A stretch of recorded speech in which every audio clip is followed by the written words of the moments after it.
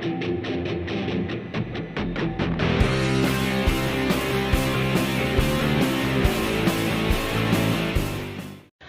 guys, selamat datang di channel Subilar Anime. Membahas anime dari awal sampai tamat. Di video kali ini, kita akan menonton seluruh alur cerita Overlord season kedua. Oke, let's begin. Debut pertama Momon sebagai petualang Adamantium, yaitu langsung melawan seekor Giant Basilisk yang merupakan musuh terkuat bagi warrior. Tapi ya, Momon bisa membunuhnya dengan sangat mudah. Lalu, masalah penerimaan hadiah dari guild petualang dia serahkan pada Nabe. Di sisi lain, Momon pulang ke Nazarik sebagai Ainz. Di sini dia mendiskusikan beberapa hal dengan Albedo, mulai dari pembangunan Nazarik buatan yang dilakukan oleh Aura, lalu beberapa negara di New World, dan juga Saltyr yang menjadi galau karena dirinya sudah melawan tuannya sendiri.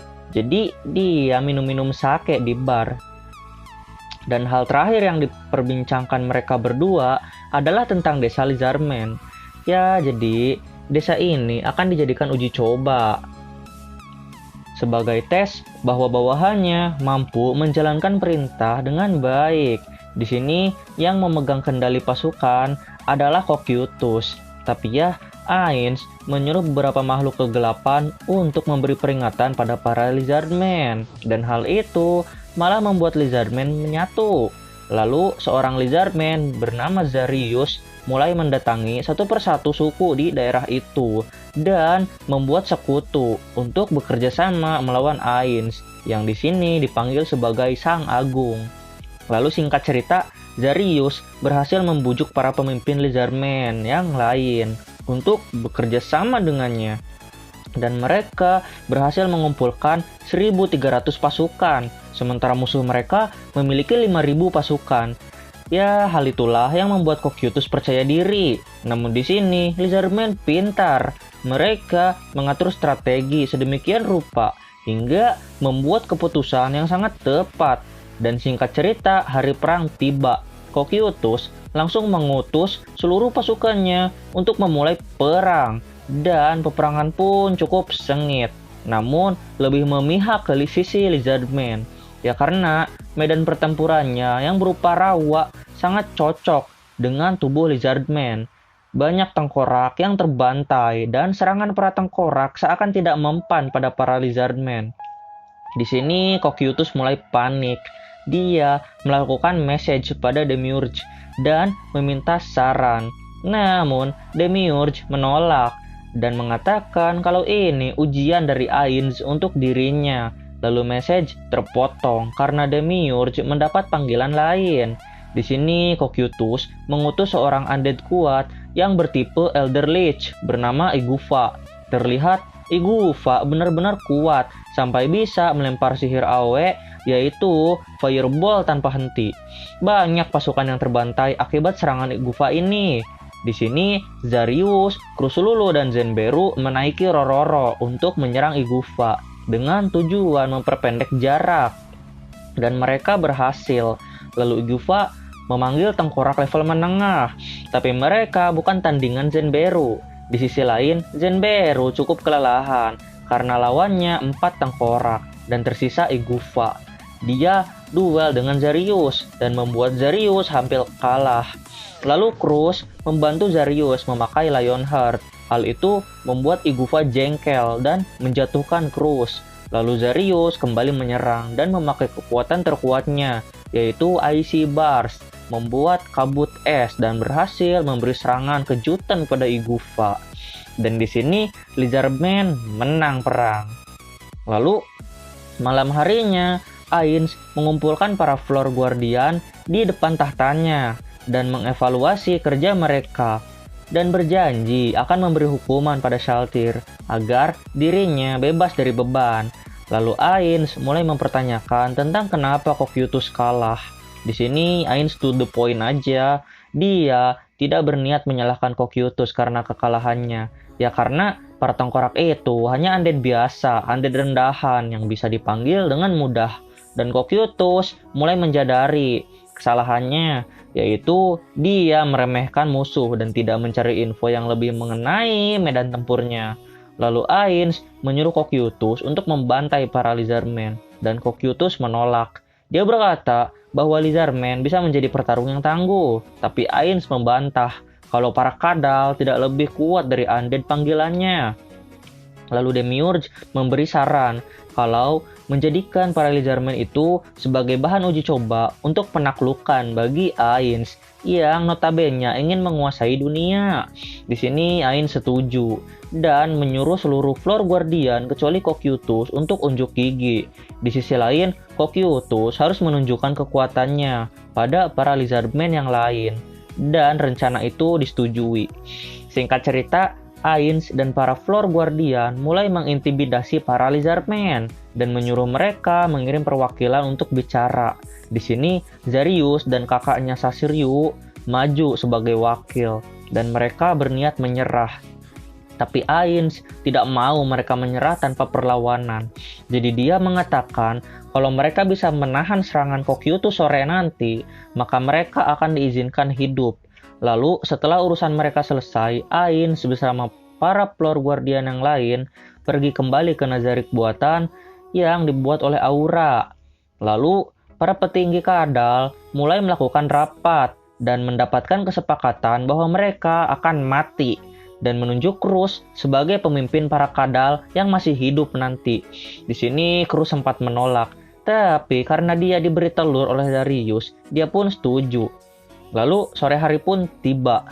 Di sini Cocytus mulai menunjuk perbedaan level yang luar biasa. Mulai dari serangan es yang membantai semua kadal dengan mudah, dan setiap kadal tidak mempan pada Cocytus. Serangannya tidak ada yang bisa didaratkan pada Cocytus. Cocytus tidak terkena sedikit pun damage, dan Cocytus berhasil membantai para kadal itu.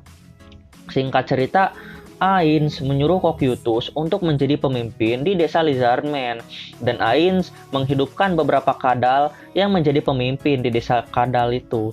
Dan kini karakter utama kita berganti ke pemimpin pelayan tempur Pleiades, yaitu Sebastian. Dia bersama Solution yang juga anggota Pleiades ditugaskan untuk mencari informasi di ibu kota untuk Nazarick. Lalu Sebas terlibat masalah dengan seorang gadis pelacur yang dibuang oleh majikannya. Sebas menyelamatkannya dan menyembuhkan semua lukanya, dan diketahui nama gadis itu adalah Suare. Setelah sembuh, Suare menjadi gadis cantik berambut pirang, dan karena menyelamatkan Suare, dua orang jahat bernama Sakulen dan satu lagi gendut saya nggak tahu namanya datang melabrak Sebas, meminta tebusan 500 keping emas. Sebas pusing dan memutuskan untuk jalan-jalan ke kota. Di sini Solution merasa resah karena tindakan Sebas ini seakan-akan seperti pengkhianatan. Di sisi lain, petualang kelas Adamantium yang bernama kelompok Mawar Biru telah membuat pergerakan untuk menghancurkan organisasi jahat yang bernama 8 Jari, dan backingan mereka yang bernama 6 Lengan membuat masalah dengan Sebas. Mereka mengirim pembunuh yang mengikuti Sebas, ya karena Sebas berani menentang mereka. Di sini Sebas merasa kalau hal kecil seperti ini akan menimbulkan masalah besar jika tidak diatasi. Jadi Sebas berniat menghancurkan organisasi ini, yang kebetulan pembuat masalahnya bernama Sakulen, berteman dengan orang gendut yang mengunjunginya tempo hari. Lalu Sebas pergi ke tempat pelacuran itu bersama dua pemuda yang kebetulan bersamanya saat jalan-jalan di ibu kota. Mereka bernama Brian dan Climb. Di sini, para musuh bukanlah tandingan Sebas, dan singkat cerita, si gendut dibunuh oleh Sebas, dan Sakulen dikalahkan oleh Brian. Lalu Sebas pulang, tapi saat dia kembali, ternyata Ainz sudah menunggunya. Hal itu membuat Sebas berkeringat dingin, dan Ainz menyuruh Solution untuk memanggil Suare. Di sini Ainz menanyakan apakah Sebas masih setia atau tidak. Tapi sebelum Sebas menjawab, Ainz menyuruh Sebas membuktikannya dengan tindakannya, dan menyuruh Sebas untuk membunuh Suare. Sebas tanpa ragu menyerang Suare, dan serangannya itu ditahan oleh Cocytus. Hal itu membuktikan ya kalau Sebas masih setia pada Ainz. Lalu Ainz pulang sebentar untuk mengembalikan victim. Dan sesaat kemudian dia kembali lagi. Di sini dia menanyakan tentang Suare, siapa nama lengkapnya. Dan Suare menjawab, namanya adalah Suarenia Veron. Itu adalah nama yang sama seperti seorang petualang yang dibunuh Clementine dulu, yaitu Nia. Dan Ainz mengizinkan Suare untuk menjadi maid di bawah kepemimpinan Sebas. Sementara Sebas dikeluarkan dari Pleiades, digantikan oleh Auro Omega. Dan pemimpin baru mereka bernama Yuri Alpha. Di sini Demiurge meminta izin pada Ainz untuk membeli gandum ya untuk peliharaannya, yaitu Abelion Ship. Dan Ainz menyuruh Sebas untuk sekalian pamit pada orang-orang di sana. Namun ternyata saat pulang, Sebas mendapati kalau Suare itu telah diculik oleh 8 jari. Di sini Sebas melaporkan hal itu pada Ainz, dan Ainz menyuruh Demiurge untuk mengatasinya. Lalu singkat cerita, Sebas melabrak tempat 8 jari sendirian. Kebetulan saat dia di dekat pintu, dua pemuda tadi yaitu Klaim dan Brian ada di sana. Mereka mengatakan kalau ada gadis yang dipenjara, dan Sebas meminta mereka membebaskan Suare. Sementara dirinya akan menahan anggota 6 lengan yang berjumlah 4 orang. Tapi alih-alih menahan, Sebas berhasil membunuh mereka berempat hanya dengan 1 pukulan per orang. Lalu di penjara, ternyata di sana bukanlah Suare, melainkan Shakulen yang menyamar. Dan singkat cerita, dia dikalahkan oleh Klaim dan Brian melawan Zero. Namun Sebas datang membawa Suare yang asli. Di sini Zero mengeluarkan seluruh kekuatannya untuk menyerang Sebas, tapi tidak mempan. Dan sekali tendang Zero mati. Singkat cerita, mereka bubar dan Sebas memutuskan untuk pulang. Sementara ibu kota dikelilingi oleh api yang dibuat oleh Jaldabaoth. Kejadian ini hampir bareng ya sama adegan si Sebas. Jadi di sisi lain, Mawar Biru melawan Entoma yang merupakan salah satu Pleiades. Dan singkat cerita, karena dikeroyok, Entoma itu kalah. Lalu Demiurge yang menyamar sebagai Jaldabaoth datang menyelamatkan Entoma. Dan dia membunuh 2 anggota Mawar Biru dengan sekali pukul 1 jurus lah. Lalu di tengah duelnya melawan Mawar Biru bernama Evil Eye, Momon datang. Saat itu pas Sebas menyerang kediaman 8 jari dan membantai 6 lengan, Momon itu datang ke ibu kota lalu melawan Jaldabaoth. Dan singkat cerita, Jaldabaoth mundur dan terbang ke pusat kota. Lalu dia membuat dinding api. Api itu tidaklah panas. Hal itu diakui oleh Lakius yang merupakan pemimpin dari Mawar Biru. Oh ya, Lakius ini juga punya sihir pembangkit dan berhasil membangkitkan kembali Gagaran dan Tia yang tadi terbunuh. Lalu rencana untuk menghajar Jaldabaoth dimulai. Di kota banyak sekali iblis. Para prajurit ketakutan dan Momon datang membantai para iblis itu. Lalu dia langsung menuju ke arah Jaldabaoth. Di sini Jaldabaoth membawa 5 maid, yaitu Entoma, Yuri, Lupus, Solution, dan Shizu. Sementara Ainz hanya bersama Nabe dan Evil Eye. Dan Nabe melawan Lupus, Solution, dan Entoma. Lalu Evil Eye melawan Yuri dan Shizu. Singkat cerita, pertarungan mereka seimbang. Dan Scan berpindah ke Ainz dan Demiurge. Di sini Demiurge mengatakan seluruh rencananya pada Ainz, dan Ainz memberikan item pemanggil iblis pada Demiurge. Nah, item ini nih yang akan dipakai di LN nanti. Lalu Ainz dan Demiurge mulai acting lagi sebagai Jaldabaoth dan Momon di depan Evil Eye. Pertarungan mereka sengit dan Jaldabaoth memutuskan untuk mundur. Di sini Momon setuju dan menurut kerajaan itu ya, Momon itu berhasil mengalahkan Jaldabaoth, padahal mah enggak. Dan keesokan harinya, Momon bersama Nabe pulang ke Erantel.